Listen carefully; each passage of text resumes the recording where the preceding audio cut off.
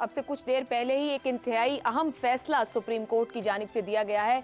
5 समातें हुई हैं और ये बहुत अहम मामला रहा जिसे बराह रास्त नशर किया गया, यानी सुप्रीम कोर्ट आप सब तक आई। इस तरह की शफाफियत रखी गई इस मामले पर। सुप्रीम कोर्ट ने प्रैक्टिस एंड प्रोसीजर एक्ट 2023 के खिलाफ दायर 9 दरखास्तों पर समात मुकम्मल करने के बाद आज 4 बजे के बाद महफूज किया फैसला और करीबन 6:30 बजे ये फैसला सुनाया गया है। ये एक्ट कानून में तब्दील हो गया है। 10-5 की अक्सरियत से फैसला दिया गया, तमाम दरखास्तें मुस्तरद कर दी गई हैं। इस एक्ट को कानून के तौर पर तस्लीम कर लिया गया है। 9 और 6 के तनासुब से इसमें यह फैसला दिया गया है कि सुप्रीम कोर्ट के फैसलों के खिलाफ नजरसानी नहीं बल्कि अपील की जा सकेगी। इसी तरह इस एक्ट का नफाज माजी से नहीं होगा बल्कि आने वाले फैसलों पर होगा। इस पर 8-7 के तनासुब से फैसला आया है, यानी 8-7 से उस शिक को कलअदम किया गया है कि माजी से इस पर अमल दरामद होगा। यूं 20 अप्रैल के बाद आने वाले फैसलों पर अपील की जा सकेगी। इनमें नैब तरामीम का केस भी शामिल है। अगरचे इलेक्शन एक्ट का रिव्यू डिसमिस हो चुका, मगर क्या इस रिव्यू को अपील का हक दिया जाएगा या नहीं? आईनी माहिरीन की अक्सरियत इस फैसले को अदालती तारीख का अहम फैसला करार दे रही है। ये कहा जा सकता है कि सुप्रीम कोर्ट के आज के फैसले से पाकिस्तान की अदलिया और आईनी मामलात पर इंतहाई गहरे असरात मुरत्तिब होंगे। आज का फैसला बताता है कि आला अदालत पार्लियामेंट के इख्तियार को तस्लीम कर रही है। इस तरह के रिमार्क्स भी सुनने में मिले थे जहां पार्लियामेंट के इख्तियार की बार बार बात की गई थी। 10-5 की अक्सरियत से जो फैसला दिया गया है, इसी पर गुफ्तगू का आगाज करेंगे। तकनीकी फैसला चीफ जस्टिस साहब की जानिब से इसे कहा गया, जिस तरह मैं बता रही हूँ कि 10-5 की अक्सरियत से इस एक्ट को कानूनी तस्लीम कर लिया गया है, कानून में बदल दिया गया है। जबकि 9-6 से अपील का हक दिया गया है, जो कि पहले सिर्फ नजरसानी का हक मौजूद था। मगर एक और मामला कि माजी से एप्लीकेबल होगा या नहीं, उसको कल अदम कर दिया गया उस शिक को, और ये माजी से एप्लीकेबल नहीं होगा। 8-6 की अक्सरियत से उसे कल अदम किया गया है। आगाज करते हैं इसी मामले से कि कितनी अहमियत है इस फैसले की, और फिर आगे इसके ऊपर मजीद डिस्कशन करेंगे। सवाल इस तरह से, सुप्रीम कोर्ट का प्रैक्टिस एंड प्रोसीजर एक्ट 2023 का फैसला 10-5 की अक्सरियत से हमारे सामने है। सुप्रीम कोर्ट ने पार्लियामेंट के कानून बनाने के हक को तस्लीम कर लिया। क्या असरात होंगे? ज़ैगम साहब, कितनी अहमियत है इस फैसले की, और फिर इसके बाद इसके अगले शिकों में जाएंगे। मगर अब जिस तरह की नजरें थी, जिस तरीके से कॉक सब सामने आ रहे थे, आप क्या समझते हैं फैसला उसी रुख पर आगे बढ़ा है? मेरा ख्याल है तवक्को थी कि तकसीम ज़्यादा गहरी होगी और जो फैसला आएगा बड़े क्लोज मार्जिन से आएगा।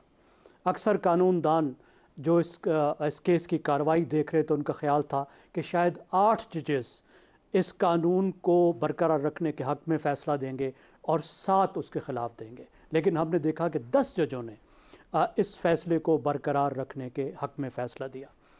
ये एक तारीख़ी फ़ैसला है, इसमें कोई शक नहीं होना चाहिए। पाकिस्तान की जो तारीख़ है और पाकिस्तान की अदलिया की जो तारीख़ है, उसका एक सुनहरी बाब आज लिखा गया है।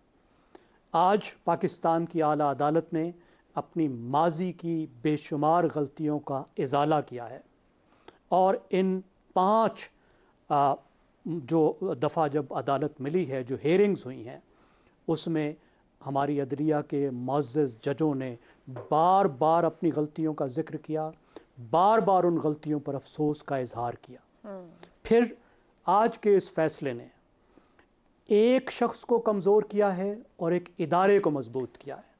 और हम बहुत कम ऐसा देखते हैं कि वो इदारा जो दूसरों के हकूक़ लेता रहा और फिर हकूक़ लेकर अपने सरबराह को देता रहा, आज उसने उल्टा काम किया कि सरबराह ने अपनी मुतलकुल अनानी तर्क करके इख्तियारात इदारे को दिए और फिर इदारे ने अवाम के हकूक़ को तस्लीम किया।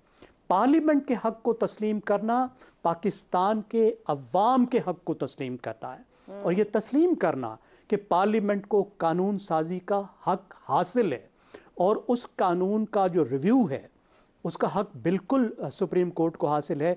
लेकिन उस रिव्यू की कोई हदूद व क़यूद हैं, उन हदूद व क़यूद से बाहर निकलकर सुप्रीम कोर्ट पार्लियामान की कानून साजी को मुस्तरद नहीं कर सकती। हमने ये देखा है कि जी आप कहिए ज़ैगम साहब। जी आप कुछ कह रही थी। ज़ैगम साहब, मैं इसके आगे ही, क्योंकि जी जी, you go ahead please. Sir मैं, क्योंकि ये एक तकनीकी हिसाब से 3 जगह डिवाइड हो रहा है फैसला कि इसको तो कानूनी करार दे दिया गया, ये कानून में बदल गया है, लेकिन साथ ही जहां अपील का हक और फिर अपील माजी पे नहीं जाएगी, तो फिर बहुत से अहम मामलात और फैसले जिनकी तरफ फोर्स ही किया जा रहा था कि शायद वो यहाँ कहीं फैसिलिटेट होंगे, तो बहुत सी लोगों की उम्मीदों पर पानी भी फिरा इस फैसले से।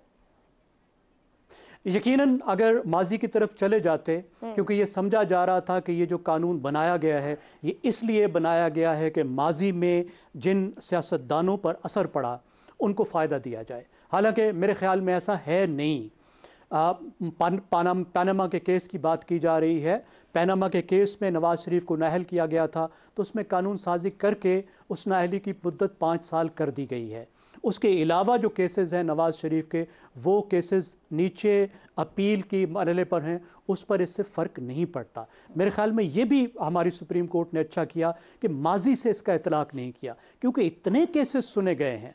3800 मीटर के केसेस जो हैं वो तो खाली साकिब निसार साहब ने उठा लिए थे, और ऐसे अजीब गरीब मामलात हैं कि अगर माजी की तरफ जाती तो फिर पाकिस्तान की सुप्रीम कोर्ट उलझ कर रह जाती। ये अच्छा किया कि उन्होंने आगे की तरफ देखा। अब मैं ये समझता हूं कि जो 2 सबसे बड़ी बातें होंगी, अब सुप्रीम कोर्ट की तरफ से पार्लिमान के मामलों में और सियासत के मामलों में जो बेजा मुदाखलत थी वो बेजा मुदाखलत बंद हो जाएगी। अब सियासी जो इंजीनियरिंग होती थी हमारी जुडिशरी की साइड से, हम उम्मीद करते हैं कि वो बंद होगी, और उसी से हमें ये उम्मीद करनी चाहिए कि जो जुडिशलाइजेशन ऑफ पॉलिटिक्स है, ये तो पोलिटिसाइजेशन ऑफ जुडिशरी थी ना, ठीक, कि अदलिया जो है वो सियासत में आ रही है, जो सियासत अदलिया की तरफ भाग भाग के जा रही है, उम्मीद करनी चाहिए कि उसका रास्ता भी बंद होगा, उसका भी रास्ता बंद होगा। अब सार साहब, इंतहाई अहम फैसला है, सुनहरी बाब कह रहे हैं ज़ैगम साहब अदलिया की तारीख में कि एक शख्स ने इख्तियार छोड़ा है या कम किया है और एक इदारे को मजबूत किया है, एक शख्स की मुतलकिल नानियत खत्म हुई है। समझा जा सकता है 1 मैन शो जो दिखाई देता था, जो सूरत हाल नजर आती थी, वो खत्म होगा, कम होगा। अल्लाह करे ये सुनहरी फैसला हो और इसके असरात जितना ऑप्टिमिज़म ज़ैगम साहब ने शो किया है, मेरी दुआ है कि वो ऑप्टिमिज़म सचमुच ऐसे ही हो, हकीकत का रूप भी धारे। मेरे अलावा भी कोई ऑप्टिमिस्ट है हमारे पैनल में, लेकिन देखें वो बात तो होगी ना कि सियासतदानों को तो कोई फ़ायदा होना या नहीं होना था इससे, वो बात तो पहले से तय थी, तो खाम में उसको इशू बनाया हुआ था। लेकिन जहाँ तक है ना कि पार्लियामेंट की सॉवरेनिटी एक्सेप्ट कर ली गई है, मेरे इस पे थोड़े से रिजर्वेशंस हैं, और उसकी वजूहात हैं कि बात यह है कि 10 मौजूद जजेस ने यह फैसला किया कि ये एक्ट पार्लियामेंट बना सकती है।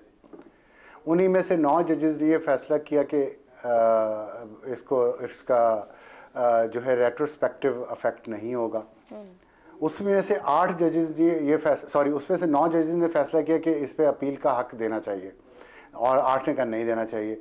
उसी पे 8 जजेस ने फिर ये फैसला कर दिया कि इसका रेट्रोस्पेक्टिव अफेक्ट जो है, वो शिक है जो उसको डील करती है, वो काबिल कबूल नहीं है। तो फिर ये तो कॉन्ट्राडिक्टरी नहीं थोड़ा सा लग रहा कि आप कह रहे हैं कि एक्ट आपने बनाया, उसकी फ़र्ज़ करें 3 शिकें हैं, पहली भी आपका हक है बनाना, दूसरी भी आपका हक है बनाना, तीसरी बनाना आपका हक नहीं है।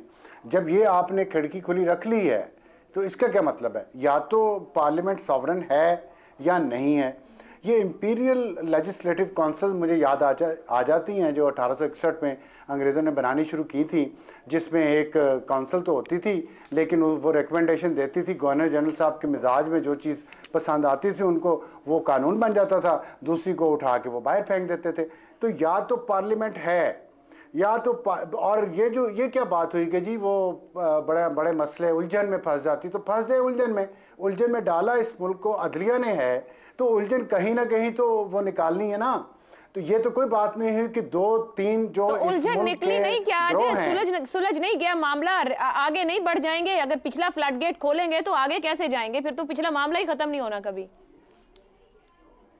मैं यही बात कहने लगा था। आप देखें ना, आप तो ज़हन भी पढ़ना शुरू हो गई हैं, मैं तो परेशान हो गया हूँ अब कि आप बात कैसे हुआ करेगी कि जब आपने उलझने दूर करनी है, फिर एक सिर्फ ग्रोह या एक इदारे की उलझने की दूर कर रहे हैं, दूसरे की क्यों नहीं कर रहे?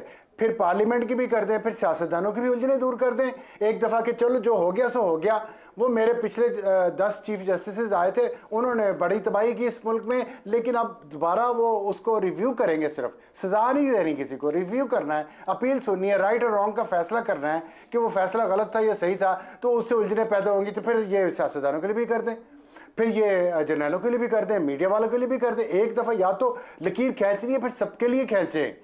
मेरा सिर्फ पॉइंट ऑफ व्यू हमेशा से यही है और आज भी यही है कि अगर लकीर खींचनी है तो सबके लिए खींचे, सबको माफ करे, सबकी उलझने खत्म करे और कहें आज से नया स्टार्ट है इस पूरे मुल्क का, आज से हम पाकिस्तान बने हैं और अब जो है वो कोई खिलाफवर्जी बर्दाश्त नहीं होगी। लेकिन ये तो कोई बात ना हुई ना कि आपने 10 लोगों को फांसी चढ़ा दी अपने पुराने फैसलों के बाद की बात, और आज आपने कानून बना दिया कि फांसी की सजा जो है वो गलत है, लेकिन उसका फैसला नहीं करना कि वो सजा गलत हुई थी या सही हुई थी। ये तो नहीं होना चाहिए ना। और फिर मैंने जो बात की है